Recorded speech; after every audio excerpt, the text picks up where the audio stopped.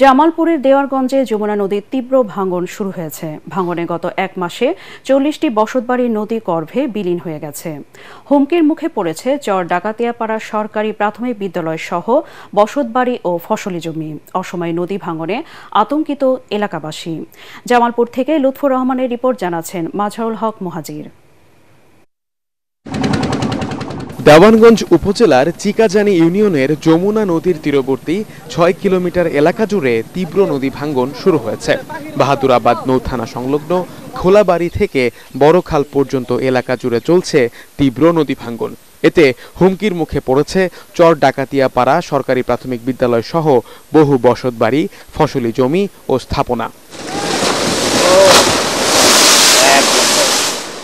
কত জনের কত বিঘা জমি যে ভেঙে নিতে আছে।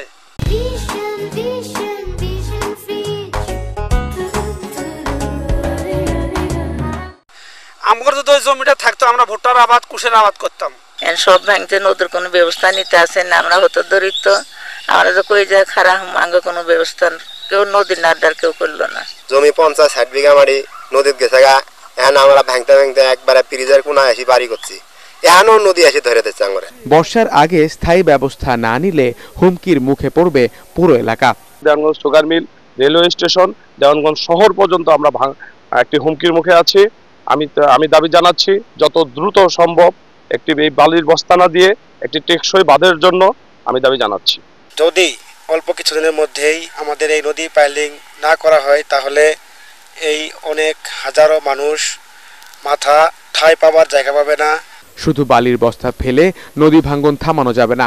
ভাঙ্গন প্রতিরোধে স্থায়ী বাঁধ নির্মাণের দাবি এলাকাবাসীর। এই রকম কাজ দ্রুত না করলে আমাদের এটা একবারে সম্পূর্ণ বিলীন হয়ে যাবে। তাহলে আমাদের স্কুলটা পোলাপান লেখাপড়ার একদম বিনষ্ট হয়ে যাবে। 2-4 মধ্যে ঘর ভাঙা নাইব এইরকম। বান দেলোয়ার স্কুল থেকে খোলাবাড়ি পর্যন্ত এই রোডটা নিয়ে আসেন, তাহলে ইনশাল্লাহ হয়তো আল্লাহ আমার করে মাফ করতে পারে। পানি উন্নয়ন বোর্ড জানিয়েছে ভাঙ্গন ঠেকাতে জরুরি ভিত্তিতে বালি ভর্তি জিও ব্যাগ ডাম্পিং শুরু করা হয়েছে। সমস্যার স্থায়ী সমাধানে প্রস্তাবনা মন্ত্রণালয়ে পাঠানো হয়েছে। অনুমোদন পেলেই দ্রুত বাস্তবায়ন করা হবে। আমরা অস্থায়ী জরুরি প্রতিরক্ষামূলক কাজ গ্রহণ করেছি। এখানে 35 মিটার অংশে এই কাজ চলমান রয়েছে। পাশাপাশি আমরা এই কাজের উজানে এবং ঘাটিতে আরও 150 মিটারের মতো কাজের প্রস্তাবনা দিয়েছি।